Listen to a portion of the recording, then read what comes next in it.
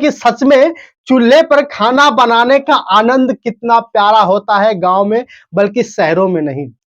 मतलब साफ साफ समझा रही हैं कि बीजेपी ने अपनी सरकार में वो कुछ नहीं किया। सबसे वीडियो के लास्ट में देखिए कि जब रोटी पक रही है, रोटी को पलट रही है, यानी पलट रही है, रोटी बना रही है, लेकिन एक दादी आती है, उस दीदी का यानी कि डॉक्टर ऋचा राजपूत का पैर का स्मरण कर रही है, यानी कि पैर छू रही है। देख लीजिए, ध्यान से देखिएगा, पैर छू रही हैं।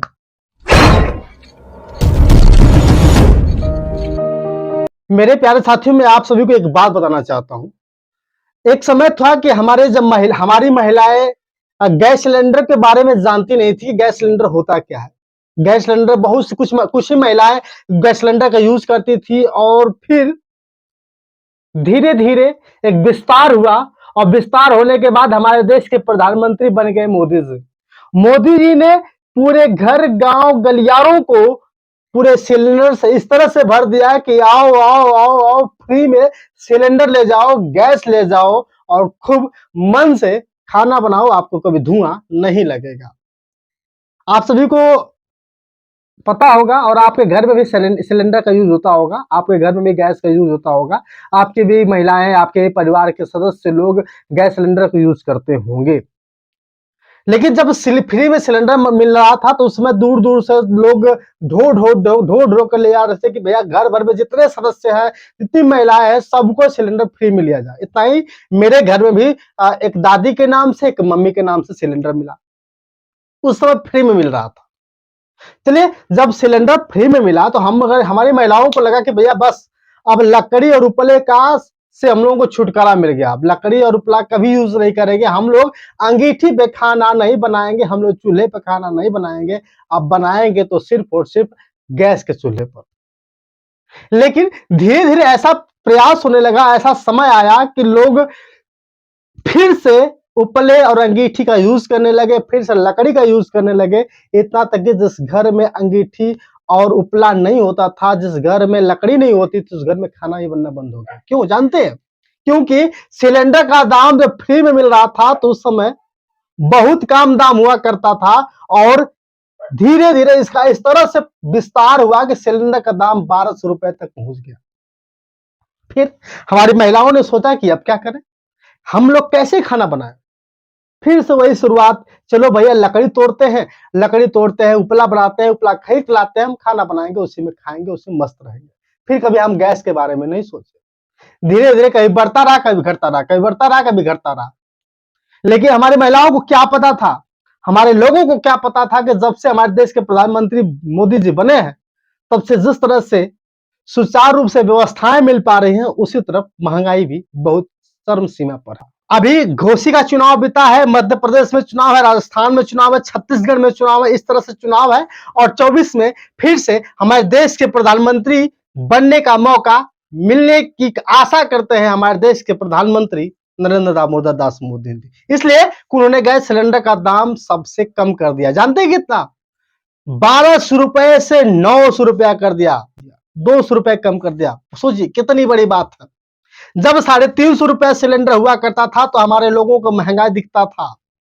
जब 1200 रुपए हो गया, तो हमारे लोगों को महंगा तो दिखता है, लेकिन समझ में नहीं आता कि सच में महंगा इतनी है। पेट्रोल का दाम महंगा हुआ, हम लोग भरवाते रहे। प्याज का दाम बढ़ा, खाते रहे। टमाटर का दाम बढ़ गया, हम लोगों ने कुछ नहीं बोला। अब बोल के भी क्या फायदा है सरकार में। चलिए, वो तो रही अगली बात। हमारे सामने एक टीवी स्क्रीन लगी हुई है। टीवी स्क्रीन में एक महिला दिख रही है। इन महिला का नाम है ऋचा राजपूत, डॉक्टर ऋचा राजपूत। कह लिया कि बीजेपी में है, बीजेपी की कार्यकर्ता है। एक गांव में जाती हैं, और गांव में वहां पे दिखाती है कि सच में चूल्हे पर खाना बनाने का आनंद कितना प्यारा होता है गांव में, बल्कि शहरों में नहीं।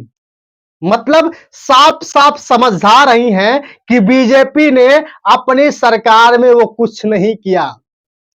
सिलेंडर तो दिया, लेकिन सिलेंडर के गांव के लोग यूज नहीं कर रहे हैं।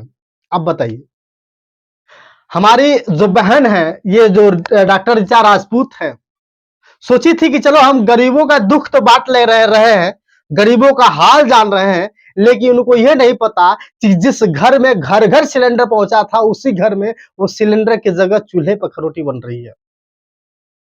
क्या बहन जी?